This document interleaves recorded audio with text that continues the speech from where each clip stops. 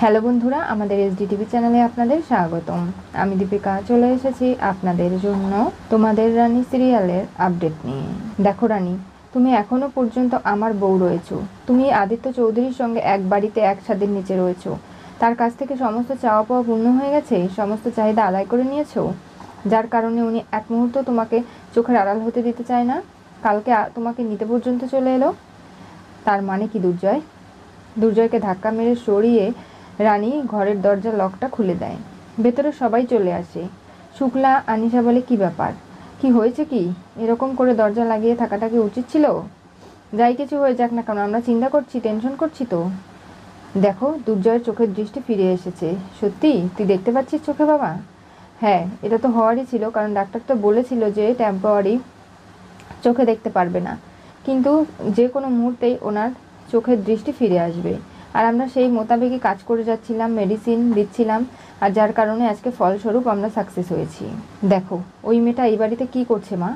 যে আমার দুনিকে আমার কাছ থেকে কেড়ে নিয়ে চলে গিয়েছিল, ও এই বাড়িতে কেন ঢুকেছে? ওর লজ্জা করছে না এই বাড়িতে পা রাখতে একটু? দেখ, ডাক্তারই রিকমেন্ড করেছিল রানীকে তোর ট্রিটমেন্ট করানোর জন্য। আমরা তোকে মিথ্যে বলতে বাধ্য হয়েছি দুর্জয়। সেটা যদি আমরা না করতাম তাহলে তুই সুস্থ হতিস না। রানী যেভাবে তোর সেবা করতো, ট্রিটমেন্ট করে তোকে সুস্থ করে তুলেছে, সেটা কেউ করতে পারবে না। আর এই সব কিছু নিশ্চয়ই তুই বুঝতে পারছিস। দেখো, আজকে রানী তোমার সামনে রয়েছে, সমস্ত কিছু ভুল বোঝাবুঝি মিটিয়ে নাও না দুর্জয়। সেটা যে আর সম্ভব নয় আনিশাদি। দুর্জয় আমাকে আগে যে অপমানগুলো করেছে সেগুলো এখনও পর্যন্ত তীরের মতো আমার বুকে বিঁধে আছে। আর তার পরিপ্রেক্ষিতে আজকে যে কথাবার্তাগুলো বলেছে, আমি ওকে কখনো ক্ষমা করব না। আর কোনোদিনও এই কথাগুলো আমি ভুলতেও পারবো না। তাই ওর সঙ্গে আমার সম্পর্ক কখনো ঠিক হওয়ার নয়। তবে আমি ভেবেছিলাম যে বিদেশ থেকে ডিগ্রি নিয়ে আসলে, বড় বড় টাকা পয়সা উপার্জন করলেই কখনো কারো মানসিকতা ভালো হয়ে যায় না। ও তো একজন মানসিক বিকৃতিগ্রস্ত মানুষ, যার নিজের কোনো মনুষ্যত্ব বিবেক নেই। আর এরকম মানুষকে আমি কখনো ভালোবেসেছিলাম সেটা জানলেই আমার গা ঘিন ঘিন করছে। ওই রকম মানুষের সাথে আমি কোনো সম্পর্কে থাকতে চাই না। ওকে আমি কোনোভাবেই ক্ষমা করব না। দেখো রানী, তুমি যখন এসেছো তুমি যেতে পারবে না। দুনির সঙ্গে আগে দুর্জয়কে দেখা করাবে, তারপরে। মা, আমার মেয়েটা কত বড় হয়ে গেছে তোমরা দেখেছো? ও নিশ্চয় ওর বাবাকে ভুলে গেছে, চেনে না। এই মেয়েটার জন্য সব কিছু হয়েছে।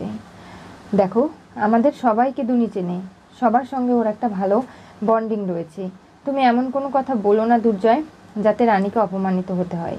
কারণ রানী তোমাকেও নিশ্চয়ই পরিচয় করিয়ে দিয়েছে, তোমাকেও ও চেনে। দুর্জয়, তোমার চোখের দৃষ্টি তো কয়েকদিন আগেই ফিরে এসেছিল। হ্যাঁ, যার কারণে আমি জানতে পেরেছি তুমি কেমন, কি চলছে তোমার মনের মধ্যে, কি ঘটাচ্ছ তুমি। আর তার কারণেই তো আমি একটু অভিনয় করছিলাম সকলের সঙ্গে, দেখার চেষ্টা করছিলাম যে আসলে কি ঘটছে এই বাড়িতে। আর আমি সেটাতে সফলও হয়ে গেলাম। দেখো, কালকে তোমাকে কে এসে নিয়ে গেছে সেটাও আমি ওপর থেকে দেখেছি। তবে দুনি আমাকে চিনবে এটাই তো স্বাভাবিক। আমি ওর বাবা হই। কোথায় আমার মেয়ে? আমি ওকে দেখতে চাই। দুর্জয়, সবার কাছে আজ সিম্পিতে আদায় তোমাকে করতে হবে না, বুঝতে পেরেছো? তুমি যা আদায় করার করে ফেলেছো। তবে একটা কথা না বলে পারছি না, এতদিন বিদেশে থেকেও তোমার চালচলন পাল্টায়নি। আমি চাই না দুনি জানুক ওর মাকে ওর বাবা মারে। আর এই দৃশ্য যদি দুনি একবার দেখে তাহলে কোনোদিনও আর বাবার কাছে আসতে চাইবে না, বাবাকে ঘেন্না করবে। একটা সন্তান মায়ের সঙ্গে খারাপ আচরণ কখনো বাবার মেনে নিতে পারে না, আর এখান থেকেই তৈরি হয় তাদের মনে ঘেন্না। আর তাই বলছি, তুমি যে আমাকে চড়টা মেরেছিলে, আমার গায়ে হাত তুলেছিলে, সেটা আমি এখনও ভুলিনি, আমার আজও মনে আছে। আর এত কিছু ভুলে তোমার সঙ্গে আমি এক ছাদের নিচে থাকতে পারবো না। তোমার সঙ্গে সংসার করা আমার পক্ষে মোটেও সহজ নয়। আর আমি এই সম্পর্কে থাকতেও চাই না। জানো তো, বহু বছর আগেই তোমার বউয়ের ডিউটি আমার শেষ হয়ে গিয়েছিল। এখন আমি ডাক্তার হিসেবে তোমার বাড়িতে ছিলাম, তোমার ট্রিটমেন্ট করছিলাম, তুমি সুস্থ হয়ে গেছো। এই ডিউটি থেকেই আমি মুক্ত হয়ে গেলাম।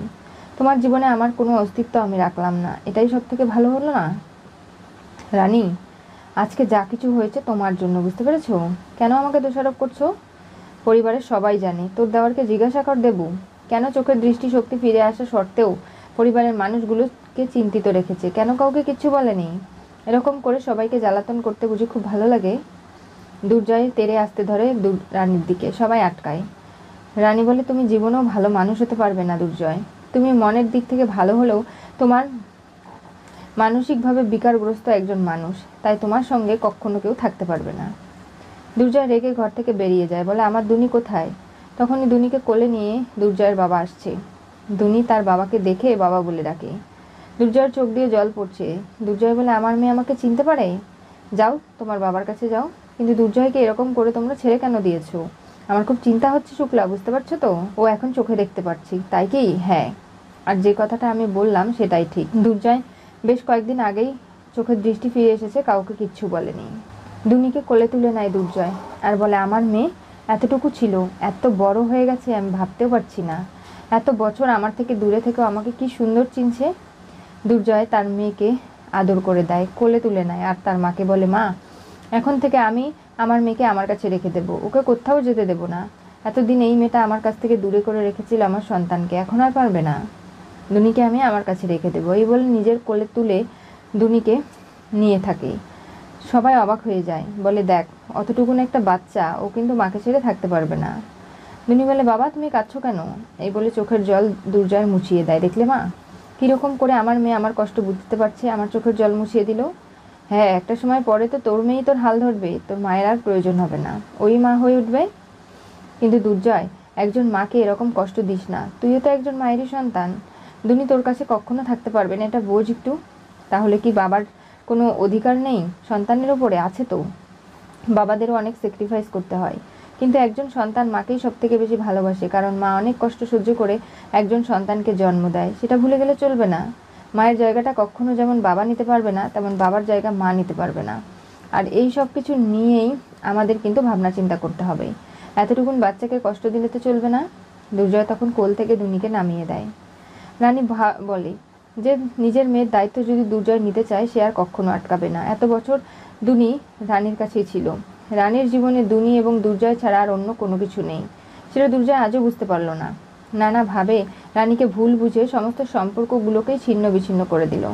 সবাইকে এমনভাবে বোঝালো যে দুর্জয় রানীর মধ্যে আর কোনো কিছু ঠিক হওয়ার নয়। আনিশা কান্না করলে পিঙ্কি বলে, তুমি চিন্তা করো না, দুর্জয়ের সঙ্গে তোমারই বিয়ে হবে, তুমি এতটা ভাবছো কেন? আমি বলছি এই কথা মন থেকে, এমনকি ছোট মাও চায়, আর আমি তো রয়েছি, সব কিছু করে দেব। রানী যখনই দুনিকে নিয়ে যেতে চায়, মা বলে চিৎকার করে ওঠে।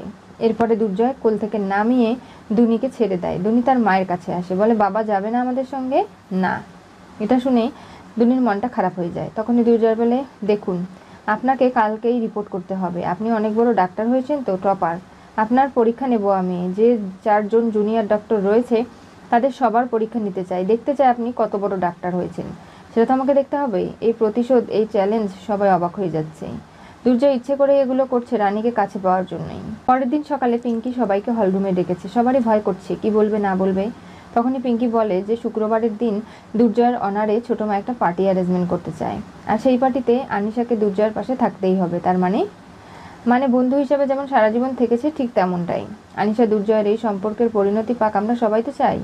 না চাই না, তোমরা যা চাইবে সেটাই যে আমাদের চাইতে হবে তার কোনো কিন্তু মানে নেই। একটা কথা বলে দিচ্ছি, কান খুলে শুনে রাখো পিঙ্কি, দুর্জয় এবং রানী এখনও কিন্তু হাজব্যান্ড অ্যান্ড ওয়াইফ, তাই আনিশা কিন্তু এই সম্পর্কের মাঝখানে কখনো আসতে পারবে না। আর তোমরা যা পরিকল্পনা করছো সেগুলো মানা সম্ভব নয়। আর দুর্জয়, তুই কি ভুলে গেছিস যে শুক্রবারের দিন তোর এবং রানীর বিবাহবার্ষিকী? নাকি বড় বৌদি আর কাকিমণি ভুলে গেছে, যার কারণে এই দিনটাকে ইচ্ছে করে নষ্ট করার জন্য এই পরিকল্পনাগুলো করা হচ্ছে? দেখ দুর্জয়, নিজের ভালোবাসার মানুষটাকে ধরে রাখতে তুই পারিসনি, তাই বলবো এমন কিছু করিস না যাতে আরও বেশি সম্পর্কগুলো জটিল হয়ে যায়। দুর্জয় মুচকি মুচকি হাসছে আর বলছে, হাসপাতালে না গেলে আমি কি করে রানীর সঙ্গে দেখা করব? কি করে বা ওর ইন্টারভিউ নেব? আর কি করে বুঝবো যে ও কত ভালো ডাক্তার হয়েছে? সামনের দিনগুলোতে কত ভালোভাবে নিজের জীবনটা এগিয়ে নিয়ে যেতে পারবে। রানী এসে আদিত্যকে বোঝায় যে দেখুন, দুর্জয় আমার সঙ্গে চ্যালেঞ্জ করেছে, ভালো ডাক্তার কিনা সেটার পরীক্ষা নাকি ও নেবে। তো আমি এই পরীক্ষা দিতে রাজি হয়ে গেছি, এই চ্যালেঞ্জে আমি উত্তীর্ণ হবই। কোনোভাবে ও আমাকে কোনো কিছুতেই পিছু ফেলতে পারবে না। আর সেই চ্যালেঞ্জটা আমি জিতে সবাইকে দেখিয়ে দেব যে রানী দেবরায়ের জীবনে দুনি এবং দুর্জয় যতই থাক না কেন, তার জীবনে ডাক্তারিটাই সব থেকে শ্রেষ্ঠ এবং সেরা।